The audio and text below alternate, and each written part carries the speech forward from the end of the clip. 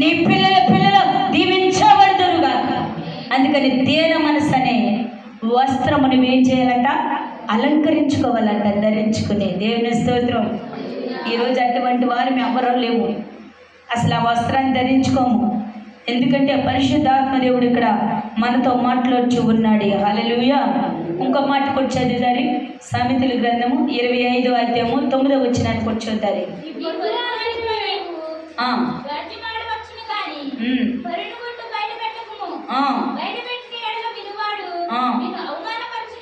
హల్లెలూయా. పొరును గుట్టు బయట పెట్టినప్పుడు వాడు ఏం చేస్తాడంట? నిన్ను అవమానపరచునేమో. అంటే మీకు అర్థమవుతుందా? నేను ముగించేస్తున్నాను. మనం కలిసి ఉన్నప్పుడు ఎలా ఉంటామంటే అన్ని సీక్రెట్లు మాట్లాడుకుంటాం. తగదా వచ్చినప్పుడు నువ్వు పలానా రోజు నచ్చేసేవి నీకు తెలుసా అంటాం. హల్లెలూయా. నేను పరుడు గుట్టు బయట పెట్టినప్పుడు ఏమైపోతావంట? ఏమైపోతావు? చూడండి వాక్యంలో. హల్లెలూయా. చదువునానా?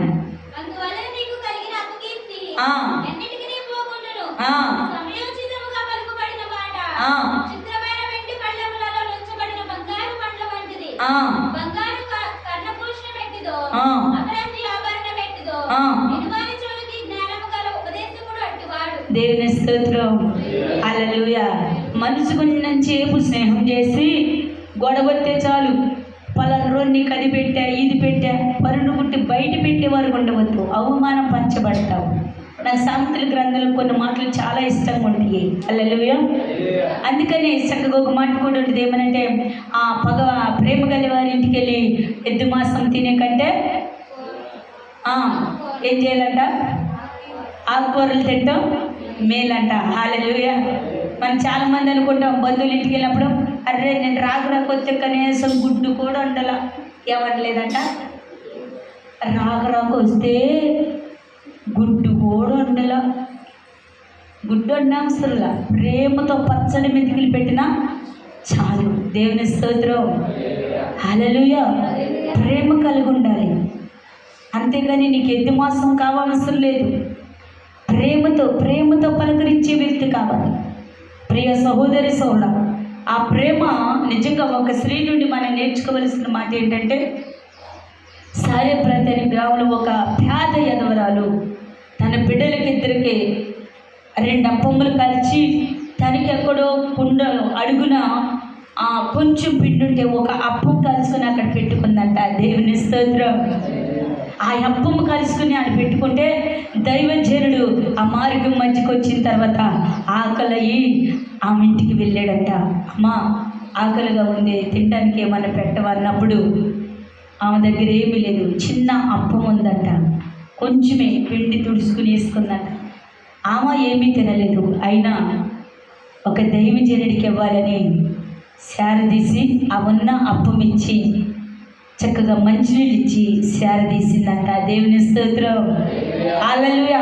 అప్పము తిని ఊకనే ఎల్లలా దైవజనుడు, అమ్మా మీ ఇంటిలో ఏమన్నా ఉంటే తెచ్చుకో, నేను ప్రార్థన చేసి ఆశీర్వదిస్తానంటే ఏమీ లేవయ్యా అందంట. దేవుని స్తోత్రం. ఏమీ లేవన్న సంగతి నాకు తెలుసు, కానీ నీ బుడ్డులో కొంచెం నువ్వున్నా తెచ్చుకోమన్నాడు. అది కొంచెం నువ్వు తెచ్చుకొని 7 రాతి బాణలు తెచ్చుకోమన్నారు. అందులో కొంచెం తడపమన్నాడు. తడిపాక దైవజనుడు ప్రార్థన చేయగా ఆ 7 బాణలు పొంగి పొరలేయండి. దేవుని స్తోత్రం. తొట్టుల్లో పిండి బుడ్డులో నూనె ఎన్నడూ తరగదు. నీవి దమ్ముకుని బ్రతికి నీ బిడ్డలు పోషించుకోమన్నాడు. దేవుని స్తోత్రం. ఈరోజు మనం పెట్టగలుగుతున్నామా? ఇది పక్కకు పెట్టు, మనకి ఇష్టం లేని వాళ్ళు ఇంటికి వచ్చారు అది పెట్టు శ్రద్ధను, అవును కదా? హల్లెలూయా. కొంచెం కూడా పెట్టలేము, మనం కొంచెం కూడా పెట్టలేము. పెట్టడానికి నేర్చుకోవాలి. హల్లెలూయా. నేను ఒక ప్రార్థనకి వెళ్ళినప్పుడు వాళ్ళ దగ్గర ఏమీ లేదు పరిస్థితి, బాగా కష్ట పరిస్థితిలో ఉన్నారు. నన్ను ప్రార్థనకు ఆహ్వానించేది. నాకు అప్పుడప్పుడు ఆ మాట గుర్తొస్తే నా కథ నాకు గుర్తొస్తుంది. హల్లెలూయా. చిన్న కుర్చీలో కూర్చో. ఎందుకంటే అక్కడికి వెళ్ళినప్పుడు నన్ను ప్రార్థనకు ఆహ్వానించారు. వారి దగ్గర ఏమీ లేవు. నాకు బిర్యానీ తెచ్చి పెట్టారు, డ్రింక్ తెచ్చారు, అన్ని వెరైటీలు పెట్టారు. అన్నీ చేసాక నాకు బిర్యానీ తినబుద్ధి అవటలా, ప్రార్థన చేస్తున్నా. నాకు కానుక కూడా ఇస్తారంగానే ఇచ్చారు. నేను ప్రార్థన చేస్తున్నప్పుడు అప్పుడు దేవుడు నాతో మాట్లాడుతున్న మాట నేను ఇప్పటికీ మర్చిపోలేను. అలా ప్రార్థన చేస్తుంటే ఇది పక్కవారిని అడుక్కొచ్చారు. వాళ్ళ దగ్గర ఏమీ లేవు. మేము తిన్న కాడినేండి మాకు ఇచ్చే కానుక వరకు కూడా పక్కన వారు నప్పడుకొచ్చి చేసిందండి. దేవుని స్తోత్రం. నా కళ్ళప్పుడు నీళ్ళు వచ్చింది. అలా ప్రార్థన చేసేటప్పుడు నాకు బాగా దుఃఖం అనిపించింది. ఆ కానిపించేటప్పుడు కూడా నేను ఇష్టపడాల. తర్వాత అన్నాను, ఇది నువ్వు కష్టపడి నీ ఇంట్లో ఉండి తేలేదు కానీ నువ్వు పక్కవారిని అప్పడిగావు కదా అన్నప్పుడు, అవునమ్మా మీరు వస్తున్నారని, నా ఇంట్లో ఆర్థిక ఇబ్బంది ఉంది, మీరు వస్తే ఆశీర్వదించబడతారని నేను పక్క వారి దగ్గరికి వెళ్ళి అప్పు అడుక్కొచ్చి ఇచ్చాను అన్నాడు. క్లాప్స్ కొట్టరా. హల్లెలూయా, హల్లెలూయా. నాకు చాలా దుఃఖం వచ్చింది. పక్కవారిని అప్పు అడుక్కొచ్చి మాకు బిర్యానీలు తెచ్చి మాకు కానికి వేసి పంపించారు. ఎందుకో తెలుసా? దైవజనులు మా స్థలంలో అడుగుపెట్టి మేము ఇచ్చింది పుచ్చుకొని వెళితే మాకు దీవెనలు అనే దేవుని స్తోత్రం. ఈరోజు అలా ఉండగలుగుతున్నామా? మనము ఉండగలుగుతున్నామా? ఉన్నా పెట్టలేము. కనీసం అన్నాడు, ఇచ్చి శోధించు ఆకాశవాకులు ఒప్పగలిగిన వాడిని, పట్టరాని దీవులు నీకు ఇవ్వగలవాడిని. దేవుని స్తోత్రం. హల్లెలూయా, హల్లెలూయా. పరిశుద్ధాత్మ దేవుడు నాతో మాట్లాడుచున్నాడు. ఆ ప్రాంగణానికి తీసుకెళ్ళి అప్పు చేసి తెచ్చి పెట్టిన బిడ్డ మన మధ్యలోనే ఉన్నాడు. హల్లెలూయా. ఎందుకంటే నాకు చాలా దుఃఖం అనిపించింది. వాళ్ళు రెక్కడితే డొంకాడలేని పరిస్థితి. ఎంతంటే నేను కళ్ళమ్మట నీళ్ళు పెట్టుకుని బయటికి రావాల్సి వచ్చింది. ప్రియ సహోదరి సహోదరుడా, మీరు అనుకోవచ్చు దైవజనులకి ఏదో ఇస్తున్నామని. నేను ఒక్కొక్కసారి వారి పరిస్థితిని బట్టి దుఃఖించి బయటకు వస్తాను. కానీ యేసయ్య నమ్మదగిన వాడండి. ఎలాంటి వస్త్రం ధరించాలంట? దేన మనస్సని వస్త్రము నువ్వు ధరించినప్పుడు నా దేవుని మహిమ కలుగునుగా. హల్లెలూయా. అహంకారంతో కాదు నువ్వు చేసేది పని, అహంకారంతో కాదు నీ సేవ, కోపంతో కాదు నీ సేవ, గర్వముతో కాదు నీ సేవ, ద్వేషముతో కాదు. దేన మనసనే వస్త్రము ధరించినప్పుడు నా దేవుడు ఆశీర్వదించగలుగునుగా. హల్లెలూయా, హల్లెలూయా. ఈరోజు చాలామందిని నేను వింటున్నాను, మా సేవకులు ఎలా ఉంటారు అలా ఉంటారు. నాకేంటో తెలీదు. ఒక విచిత్రమైన మాట విన్నాను ఈ మధ్యకాలంలో. నేను సేవకులందరిని పోగు చేసి ప్రార్థన చేసి సేవకులందరూ వేరొక సేవకుడు దశభాగాలు ఇవ్వాలంట. వారు బలపరిచేదా? ఆ సేవకుడు బలపరిచేదా? కష్టంలో ఉన్నప్పుడు, ఆకలి పరిస్థితులు ఉన్నప్పుడు, వ్యాధులతో ఉన్నప్పుడు, కుటుంబం పరిస్థితి గడవనప్పుడు ఏనాడు నీ ఇంటికి వచ్చి నేనున్నాను అని చెయ్యలేదు. కానీ ఇప్పుడు అంటున్నాడంట, మొత్తం అందరూ 10 మందిని పోగు చేసి నిలబడి మీరు సంపాదించింది ప్రతిదీ దశభాగం నాకు వేయండి రండి అంటున్నాడంట దైవజనుడు. ఈ కది మా దైవజనులు అందరినీ అంటే ఈయన పెద్ద మినిస్టరా? నాకెక్కడ లేని కోపం వచ్చింది, గట్టిగా అడగాలనిపించింది. ఎదురు పడితే మన ఒక అతను చెప్తూ ఉన్నాడు మా దగ్గరికి వచ్చి. దేవుని స్తోత్రం. చాలామంది గొర్రెలాగా వంగిపోయి అటువంటి వారికి లోబడిపోతున్నారు. అటువంటి సహవాసాల్లోకి వెళ్ళి మంచితనాన్ని పాడు చేసుకుని గర్వంతో విర్రవీగుతున్నారు. దేవుని స్తోత్రం. హల్లెలూయా. ఈరోజు ఆ గర్వాన్ని గుర్రం ఎక్కేవంటే అది ఎక్కడ పడేస్తుందో నీకు తెలీదు. ప్రేమతో నిలబడు, రాజ్యాన్ని నా దేవుడు జయించే కృప నీకు ఇచ్చుదురుగాక. ఆమేన్, ఆమేన్. నా ప్రియ సహోదరి సహోదరుడా, నువ్వు దేవునికి లోబడి నువ్వు తగ్గించబడినప్పుడు నా దేవుడు నిన్ను వీక్షింపబడునుగాక. అందుకే నా మాట చదువుదామా? 1 పేతురు 5:5 త్వరగా చదివే మాట. చిన్నలారా, మీరు పెద్దలకు లోబడి ఉండుడి. మీరందరూ ఎదుటివాని ఎడల దీన మనస్సు అని వస్త్రము ధరించుకొని మిమ్మును అలంకరించుకొనుడి. దేవుడు అహంకారులను ఎదిరించి దీనులకు కృపను గ్రహించును. చాలన్న. ఎలాంటి వస్త్రం అంట? దేన మనసు అనే వస్త్రము ధరించుకుని మీరు అంటే నేను చెప్తే ఒకళ్ళ అమ్మగారు ఎలా చెప్పింది అనుకోవచ్చు, అందుకని వాక్యం ద్వారా చూపిద్దామని చూపించా. హల్లెలూయా. దేన మనస్సు అనే వస్త్రం ధరించుకొని మీరు అలంకరించుకోండి. నేను ఒక మాట చెప్పి ముగించేస్తున్నాను.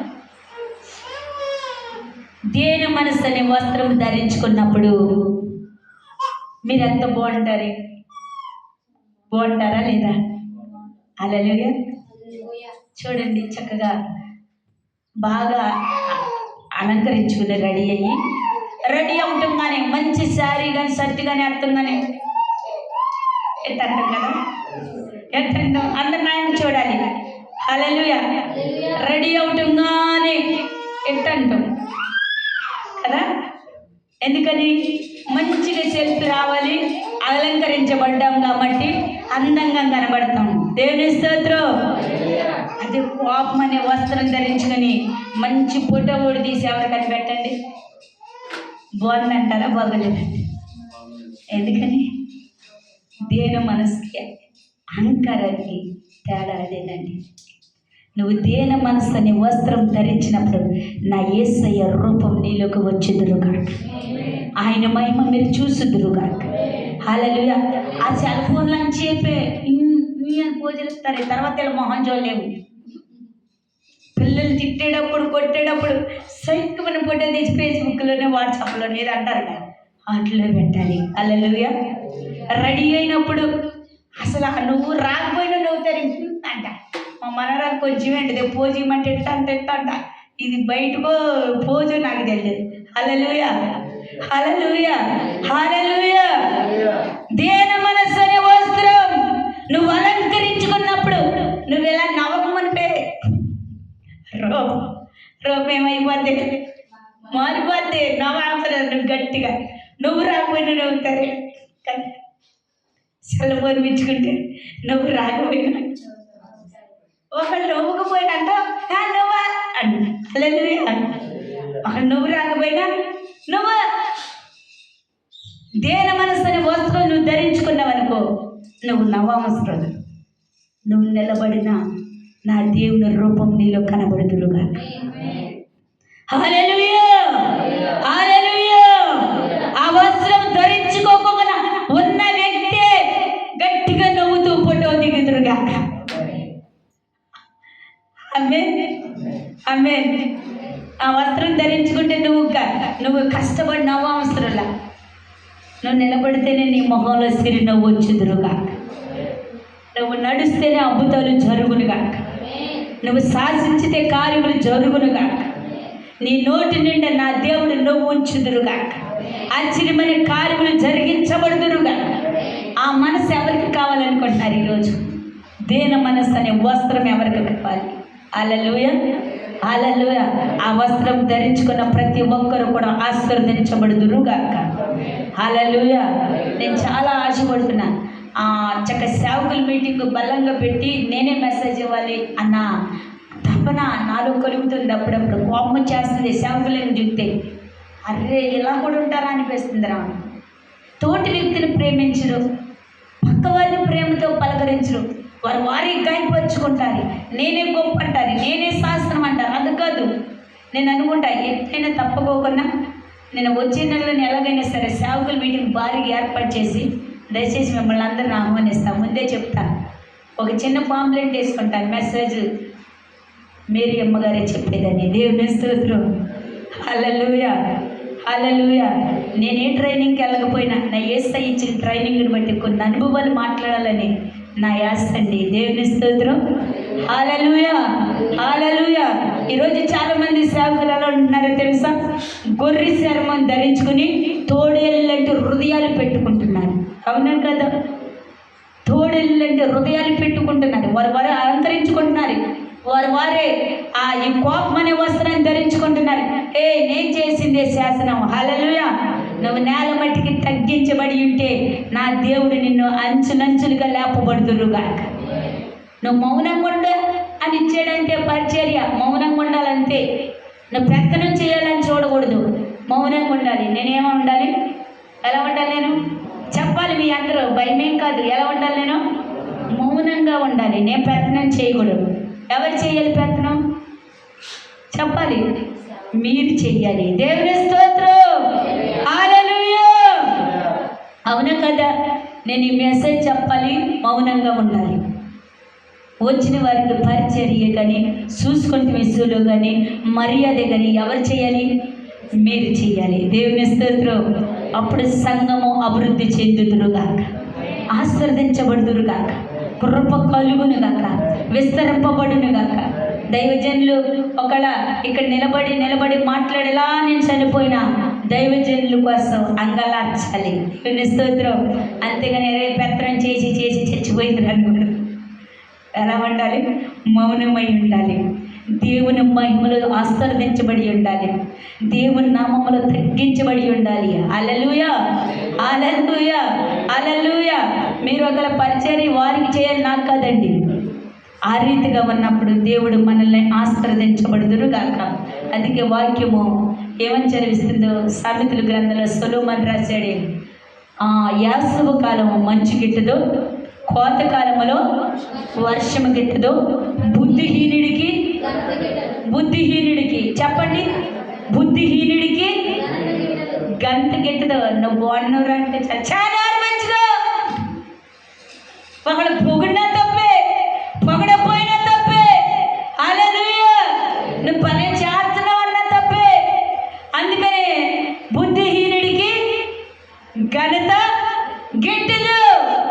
కానీ ఇక్కడ మోషే ఘనత కోసం చూడలా, పొగడత కోసం చూడలా.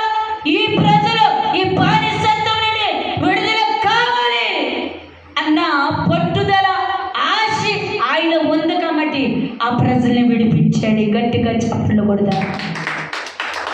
ఘనత కోసం కాదు, పొగడుతుల కోసం కాదు, అందరి మీద నన్ను దేవుడు ఎక్కిస్తాడని కాదు, పెత్తనము చేయాలని కాదు, దేవుని మాటకు లోబడ్డాడు. శ్రమలైన, కష్టమైన, బాధైన, రాళ్ళ దెబ్బలైన తినటానికి ఓకే అన్నాడు. ప్రజల్ని నడిపించాడు. దేవుని స్తోత్రం. అదండి దీన మనసు అంటే.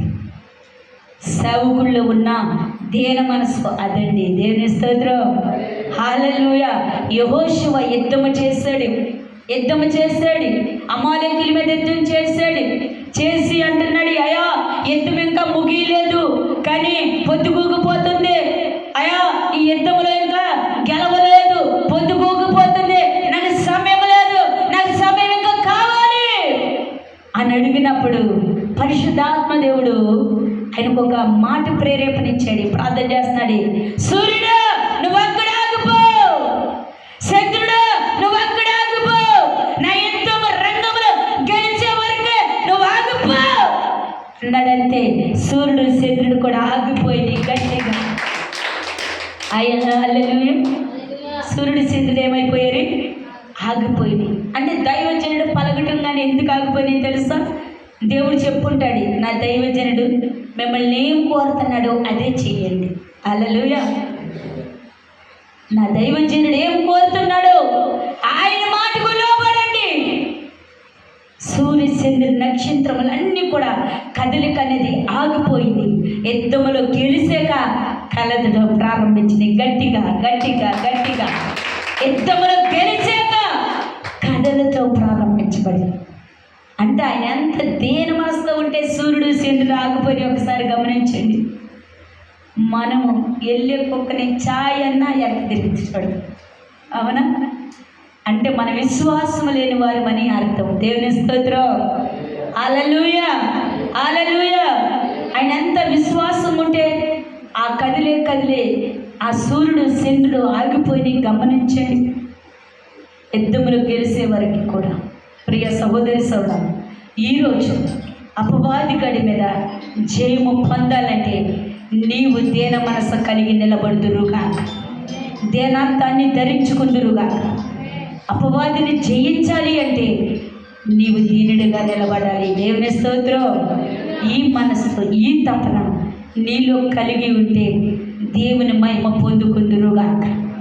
హల్లెలూయా. చాలా మంది అంటారు, నేను వాక్యం చెప్పిన తర్వాత ఇది నా కోసమే చెప్పావు నువ్వు కావాలని. ఇది దేవుడు మాట్లాడుతున్న మాట. దేవుని స్తోత్రం. నేను ఒక్కొక్కసారి ఇది ఎవరిస్తూ కూడా అనుకుంటా, ఇది నా కోసమే కదా ప్రభువా. నిజంగా ఎద్దుని జ్ఞాపకం చేసుకుంది, చనిపోతూ కూడా కాడిని వేసుకుందండి. యజమానుడు కాడిని లేపటం కానీ కాడి మెడని వేసుకుంది. ఈరోజు నువ్వు వేసుకుంటున్నావా? కడవరికి దేవుని కాడి మోసినట్లయితే, దేవుని వైపు నువ్వు చూసినట్లయితే, సేవకుడే కాదు విశ్వాసులు కూడా దేవుని కాడి కడవరికి మోసినట్లయితే ఆయన యందు ఆనందించబడుదురుగాక. ఆయనలో స్థిరమైన పునాదిగా నిలబడుదురుగాక. ఈ కొద్ది మాటలు ప్రభు దీవించి ఆశీర్వదించబడుదురుగాక. ప్రార్థన చేసుకో. ప్రతి ఒక్కరు కూడా మోకరించండి. ప్రార్థన చేస్తున్నాము. ప్రతి ఒక్కరు కూడా మోకరిల్లండి. బయట వారు ఎవరైనా ఖాళీగా ఉంటే